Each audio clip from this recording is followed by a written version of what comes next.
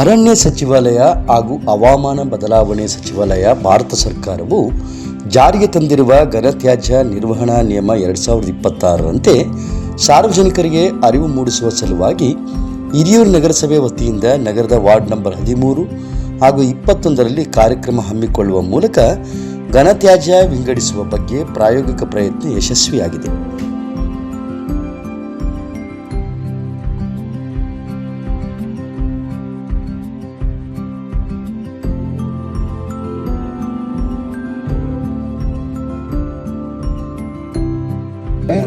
ಅವರಿಗೂ ಯಾವುದೇ ತೊಂದರೆ ಆಗುವುದಿಲ್ಲ, ನಮಗೂ ಯಾವುದೇ ತೊಂದರೆ ಆಗುವುದಿಲ್ಲ. ಹೇಗೆಂದರೆ ಅವರು 4 ಡಬ್ಬಗಳಲ್ಲಿ ಕಸಗಳನ್ನು ವಿಂಗಡಿಸಿದ್ದಾರೆ. ನಾವು ಎಲ್ಲ ಕಸವನ್ನು ಒಂದೇ ಡಬ್ಬದಲ್ಲಿ ಹಾಕಿ ಅದನ್ನು ತೆಗೆದುಕೊಂಡು ಹೋದರೆ ವಾಹನದ ಹತ್ರ ಡಬ್ಬದಲ್ಲಿ ನೀರು ಹೊರತಿರ್ತೈತೆ.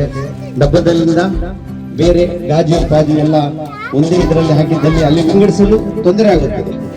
ಮತ್ತೆ ಅವರ ಅಲ್ಲಿ ಕೆಲಸ ಕಾರ್ಯಗಳಿಗೆ ತೊಂದರೆ ಆಗೋದ್ರಲ್ಲಿ ಅಲ್ಲಿ ಕೆಲಸ ಮಾಡುವಂತಹ ಕೆಲವು ಕಾರ್ಮಿಕರಿಗೆ ಎಲ್ಲ ಗಾಯಗಳಾಗುವಂಥದ್ದು, ತೊಂದರೆ ಆಗುವಂಥದ್ದು, ಆರೋಗ್ಯ ಕೆಡುವಂಥದ್ದು ಇದೆಲ್ಲ ನಮ್ಮಿಂದ ಆಗುತ್ತದೆ.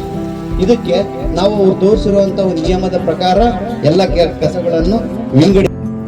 ಇದೇ ವೇಳೆ ಪೌರಾಯುಕ್ತರಾದ ಎ ವಾಸಿಂರವರು, ಆರೋಗ್ಯ ನಿರೀಕ್ಷಕರಾದ ಮಹಾಲಿಂಗಪ್ಪ, ಅಶೋಕ್ ಕುಮಾರ್, ಶ್ರೀಮತಿ ಸಂಧ್ಯಾರವರು ಸೇರಿದಂತೆ ದಫೇದರ್ ರಂಗಸ್ವಾಮಿ, ಈರ್ಗ್ಯಾತಪ್ಪ ಹಾಗೂ ವಾರ್ಡಿನ ನಿವಾಸಿಗಳು ಹಾಜರಿದ್ದರು.